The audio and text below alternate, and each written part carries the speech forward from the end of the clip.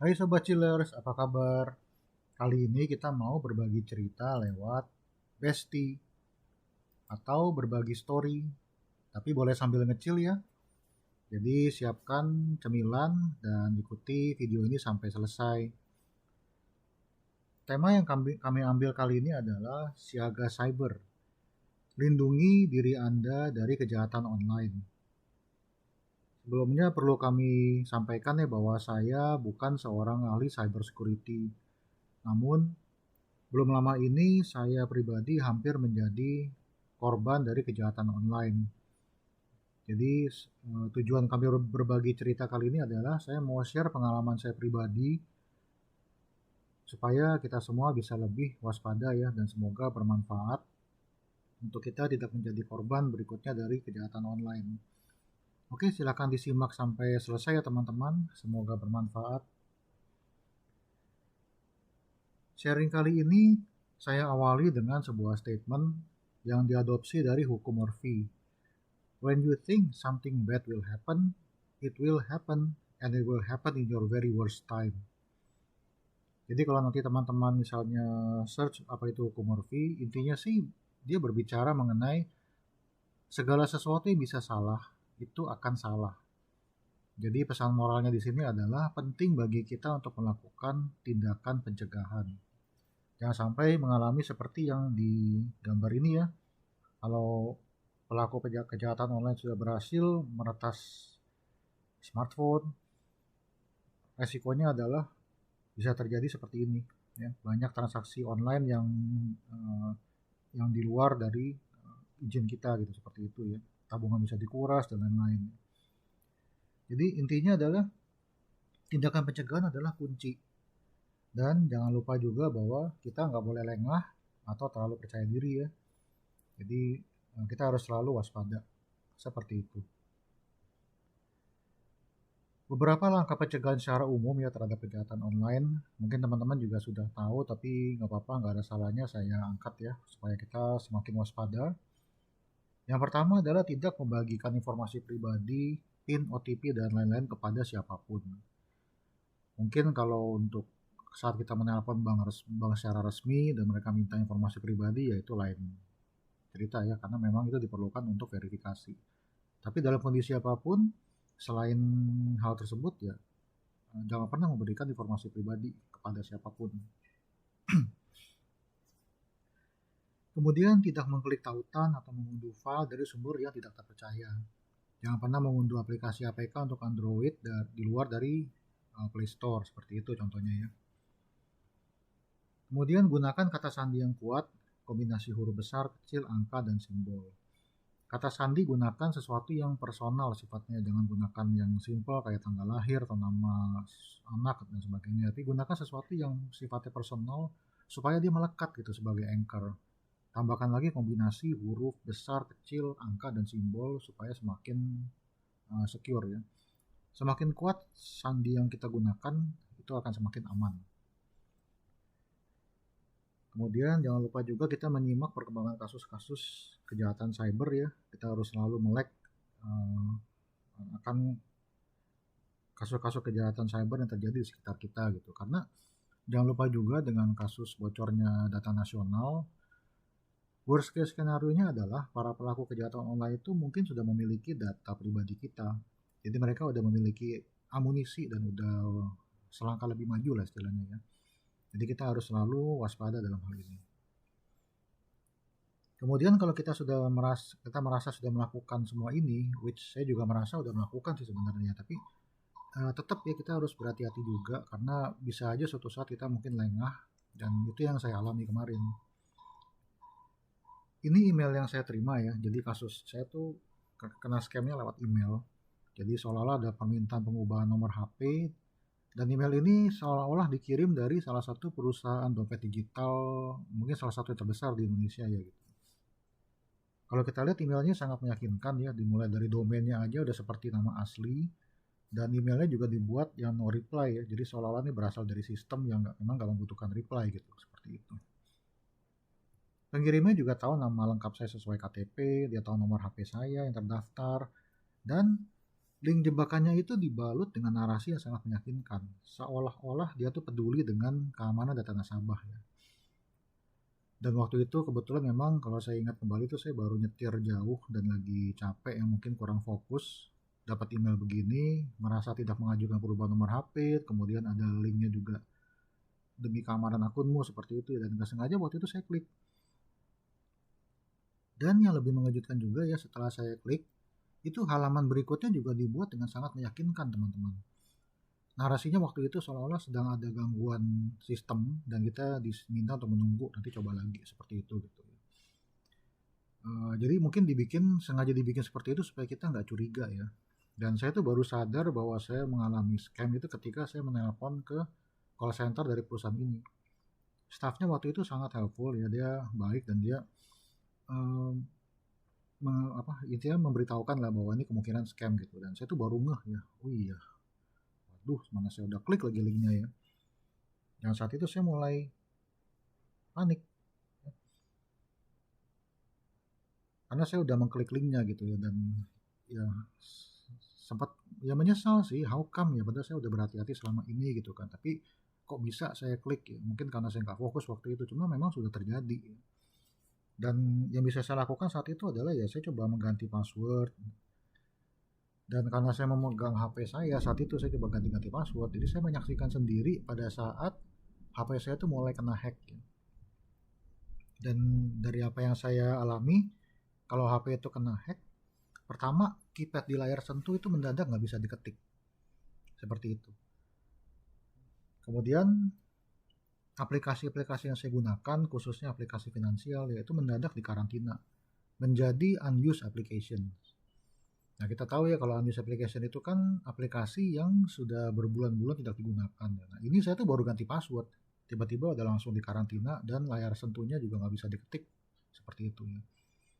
Jujur waktu itu saya panik ya, dan udah keringat dingin, udah lemes, membayangkan jerih payah saya bertahun-tahun demi keluarga, terus tiba-tiba berada dalam resiko seperti ini gitu.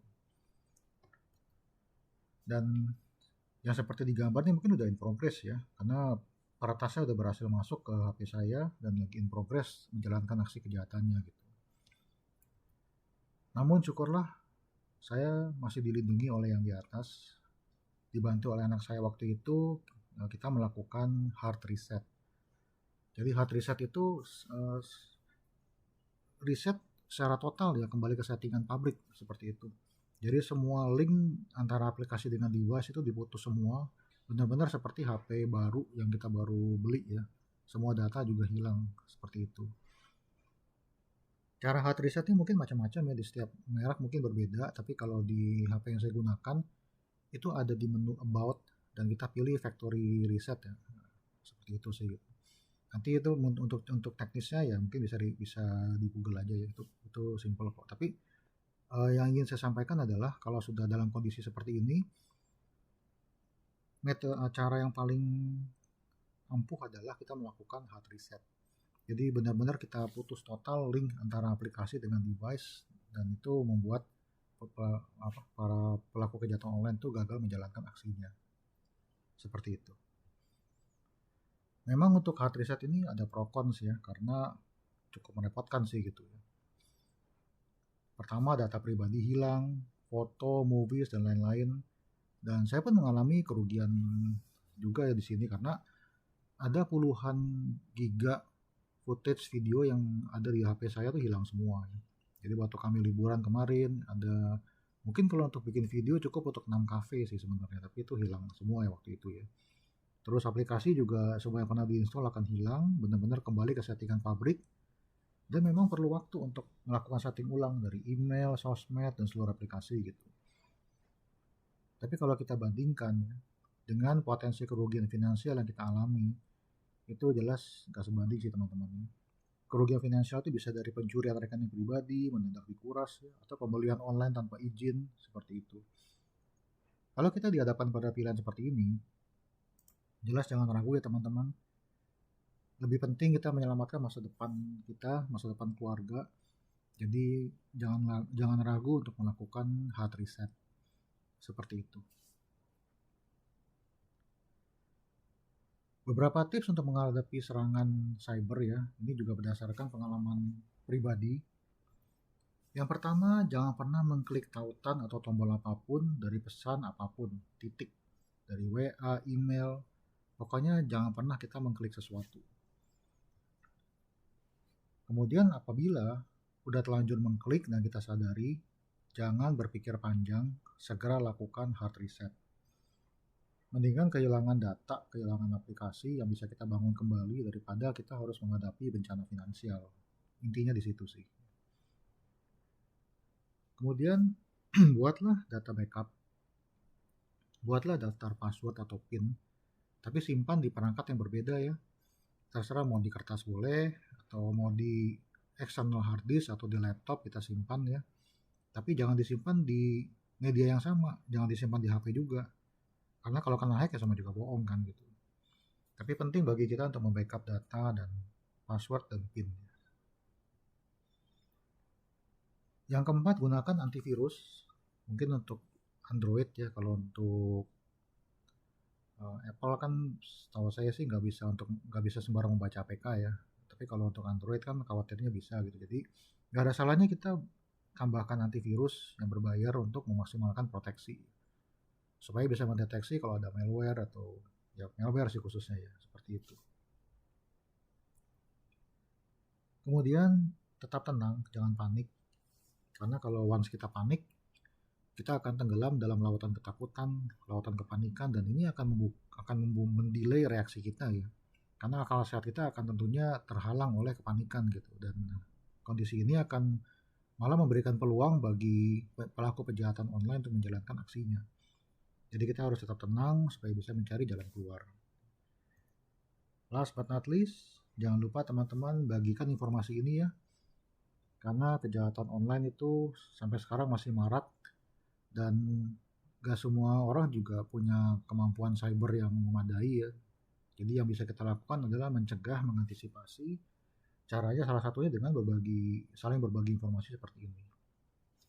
Begitu kira-kira teman-teman ya. Dan ini adalah beberapa modus scam yang saya tahu dan bisa saya share. Semoga bisa menjadi masukan juga ya supaya kita lebih berhati-hati. Modus yang pertama adalah kita ditelepon oleh oknum yang mengaku dari instansi pemerintah. Bisa dari kantor pajak, Dukcapil, dan lain-lain.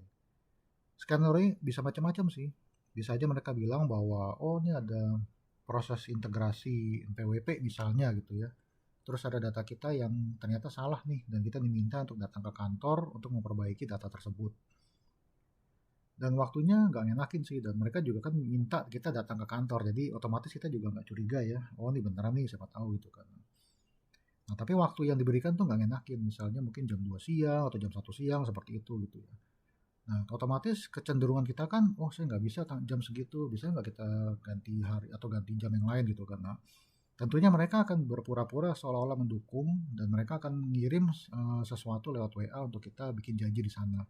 Atau mereka minta kita mengklik sesuatu di situ. Nah, disitulah scamnya masuk. Jadi mesti waspada ya. Pokoknya kalau terima telepon dari nomor yang nggak dikenal, udah nggak usah diangkat. Seperti itu sih kuncinya. Kemudian penipuan berkedok pajak dengan modus diminta untuk transfer biaya materai 10.000 atau mengunduh aplikasi perpajakan. Ini juga saya sempat temui di media-media sosial ya. Kasihan sih korbannya ya. Jadi setelah mereka ngikutin modusnya, transfer biaya materai tiba-tiba dalam hitungan menit itu saldonya terkuras. Ini juga sangat berbahaya sih teman-teman ya. Intinya sih modusnya itu pasti akan semakin beragam. Jadi kalau kita ingat kan modus yang zaman dulu jadul ya, itu ada modus mama minta pulsa seperti itu ya. Dan sampai sekarang kan kalau kita perhatikan perkembangannya udah pesat ya, macam-macam gitu. Ya, tapi intinya adalah kalau teman-teman lihat semua modus yang semakin canggih ini itu memiliki sebuah end game atau ada akhir yang mereka perlu capai ya.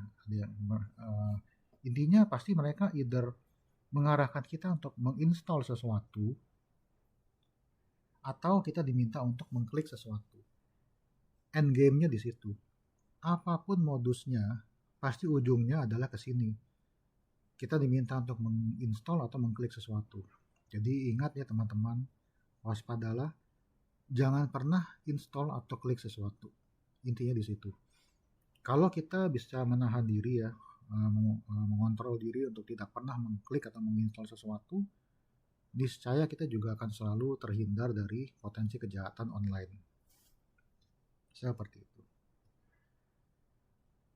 Oke, akhir kata ya mungkin kesimpulan yang bisa kita ambil, tapi sebelum ke sana, teman-teman mungkin pernah dengar nggak cerita The Lion and the Gazelle ya? Ini adalah sebuah cerita mengenai siklus survival. Coba masing-masing memiliki konsep atau sudut pandang yang berbeda. Untuk gazelle itu sejenis rusa ya. Cara mereka bertahan hidup adalah setiap harinya mereka harus berlari dari singa yang paling cepat kalau mau hidup. Ya. Sementara bagi the lion, si sang singa, setiap harinya dia harus berlari lebih cepat dari gazelle yang paling lambat. Kalau enggak dia nggak makan. Jadi pada intinya masing-masing baik the lion atau the gazelle, mereka harus berupaya keras. Jangan malas.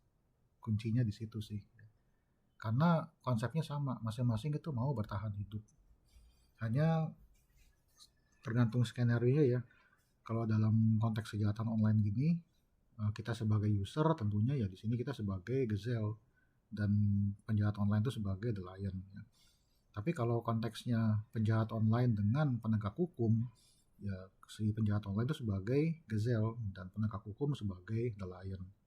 Dan masing-masing intinya ya mereka juga akan bekerja keras ya untuk bertahan hidup gitu. Jadi kita sebagai user di sini itu harus jangan lengah, harus berupaya keras, lakukan tindakan pencegahan yang tadi sempat saya share, dan waspada selalu. Karena di sisi lain para pelaku kejahatan online juga mereka melakukan hal yang sama, jadi kita harus lebih siap seperti itu sih. Oke, kesimpulan pertama, kejahatan cyber itu adalah bahaya nyata yang harus diwaspadai ya. Jadi kejahatan itu nggak cuma di dunia nyata, tapi juga ada di dunia maya. Resikonya sama sih, kita bisa sama-sama kehilangan harta. Seperti itu ya teman-teman. Jadi ini bahayanya nyata. Kemudian jangan lengah, jangan pernah menganggap remeh juga. Karena kalau once kita terlalu overconfidence ya kita bisa aja suatu saat lengah. Seperti itu. Kemudian disiplin dalam melakukan upaya pencegahan. Intinya jangan pernah mengklik atau mendownload apapun dari sumber yang gak jelas. Lakukan data backup dan lain-lain ya seperti tips yang saya sampaikan sebelumnya. Jadikan semua ini adalah sebagai bagian dari kebiasaan. Jadi lama-lama bisa tertanam di alam bawah sadar dan ini konsep yang sama seperti muscle memory ya. Jadi tanpa kita sadari pun kita melakukan seperti itu ya. Oke, akhir kata demikian yang bisa saya share, sebuah pengalaman yang buat saya cukup mengerikan ya, karena waktu itu benar-benar saya diambang ya udah stres ya waktu itu ya, udah keringat dingin, lemes karena membayangkan jerih payah saya selama puluhan tahun udah diambang, udah dalam resiko yang besar waktu itu ya gitu. Dan ya syukurlah, saya bersyukur banget terhindar dari bencana finansial, dan melalui sharing ini semoga bisa bermanfaat bagi teman-teman untuk lebih waspada ya, karena memang kejahatan cyber itu adalah bahaya yang nyata. Setiap saat mereka mengintai kita gitu. Jadi stay safe teman-teman, stay alert, have a great day semuanya, dan sampai jumpa di video kami berikutnya.